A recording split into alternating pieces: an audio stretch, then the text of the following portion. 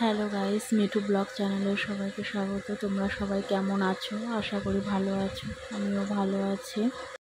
আজকে সন্ধেবেলা ভালো লাগছিল না, তা মাটা সবাই এসেছিল বাড়িতে। তা কি করব, তা বললাম যে চলো একটু মন্দির থেকে একটু ঘুরে আসা যাক।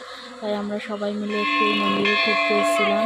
এই মন্দিরটা বনগাঁতেই বনগাঁর গালাপোতাতে তৈরি হয়েছে। মন্দিরটা বেশি দিন হয়নি, হয়তো 3-4 বছর হবে, আমার ঠিক জানি না। যখন মন্দিরটা তৈরি হচ্ছিল তখন একবার এসেছিলাম, আর এই এখন একবার এসেছি মন্দিরটা পুরোপুরি তৈরি হয়ে কমপ্লিট হয়ে যাওয়ার পর। তা মন্দিরটাতে এসে খুবই ভালো লাগছে।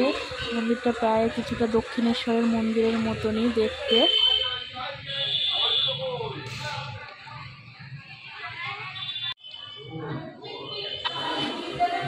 ঠাকুরগুলো যে সিংহাসনটা রাখা রয়েছে, দেখো কি সুন্দর লাগছে সিংহাসনটা দেখতে। পুরো সোনালি কালার, রং দিয়ে করা রয়েছে সিংহাসনটা। আমার কাছে তো খুবই সুন্দর লাগছে। তোমাদের কার কাছে কেমন লাগছে কমেন্ট করে জানিও।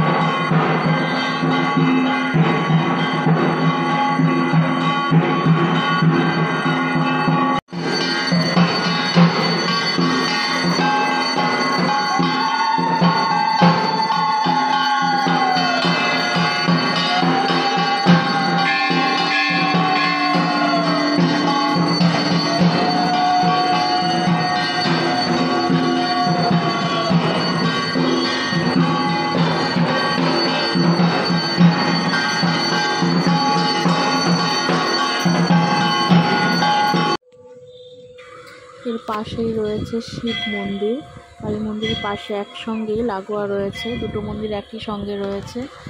মা মামা ছেলের উঠে গেল, আমার বর যাচ্ছে।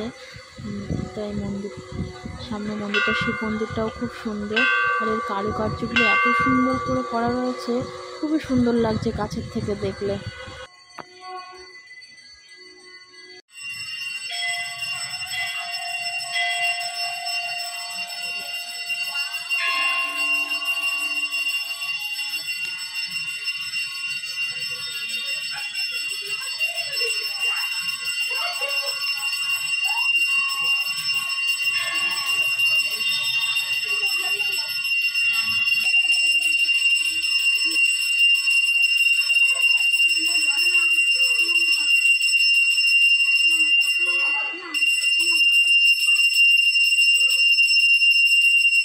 এখানটায় রাধা কৃষ্ণ গৌর নিতাই রয়েছে, আর এই ঘরে ঠাকুর মশাই আরতি করছে।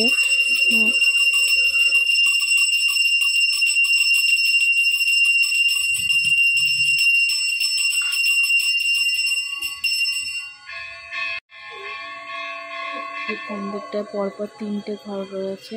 প্রথম ঘরটাতেই রয়েছে রাধা কৃষ্ণ রয়েছে, পরের ঘরটাতে শিবলিঙ্গ রয়েছে, বড় শিবলিঙ্গটা, আর খুব সুন্দর লাগছে পাথরের।